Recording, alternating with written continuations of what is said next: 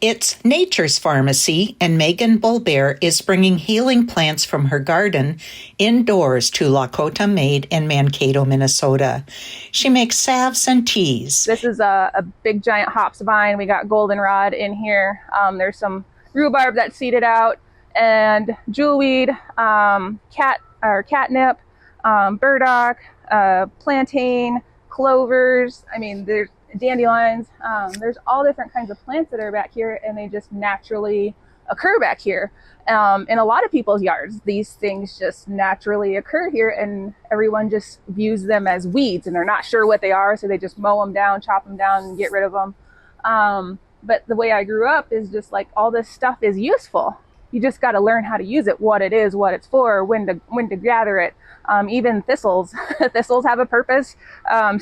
Poison ivy, I've heard stories, old stories. Megan started Lakota Made 7 years ago, and it's grown. It's amazing to see the impact that me making some salves has had. I never, I kind of joked about it, and I still joke about it, that this literally started in my kitchen at my house. It quickly took over. I always thought that it was going to be nothing more than like milk or diaper money. And now it's like, we have 11 employees.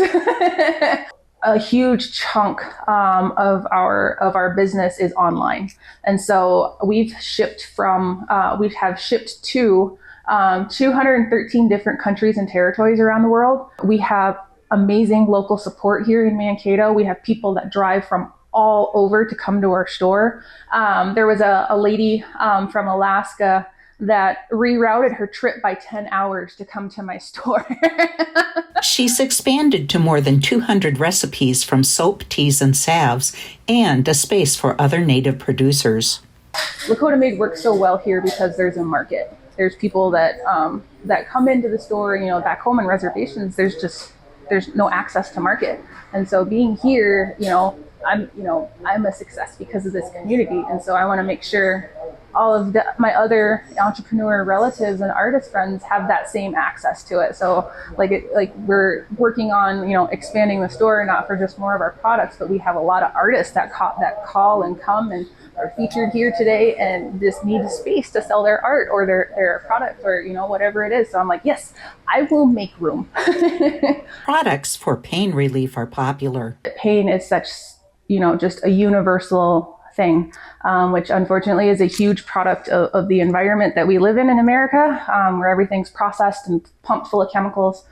People of all walks of life experience pain, and they're looking for natural remedies because, whether pharmaceuticals or commercial products didn't work, they're looking for something. It's amazing because all this stuff grows in people's yards, grows along roadsides, it grows everywhere. And I never really understood how disconnected people were from plants and outside until I started this business. On December 26, 1862, 38 Dakota men were hanged in Mankato, the largest mass execution in the nation's history. When I first came to Mankato, I came here because my mom double booked herself for Education Day for the powwow.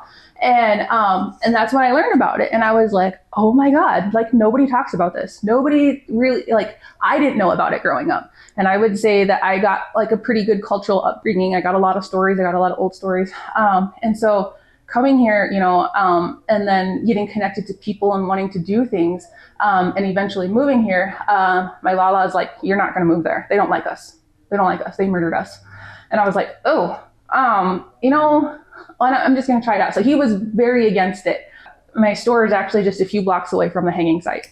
I need to be there because I need to help repair this, because so many people would actively drive around Mankato. So many native people would avoid Mankato because they just had that, that hurt in them. Being here and being as involved as I am in the community and helping out all these different organizations, it's making a bigger voice for Indigenous people, because that's a black mark on this town that's there forever. But doing what I've done here in Mankato, there's been so many people, so many Indigenous people, when they go to the cities for conferences or something like that, they actually stop here. They make it a point to let me know that they're stopping. And it's so awesome. And I get so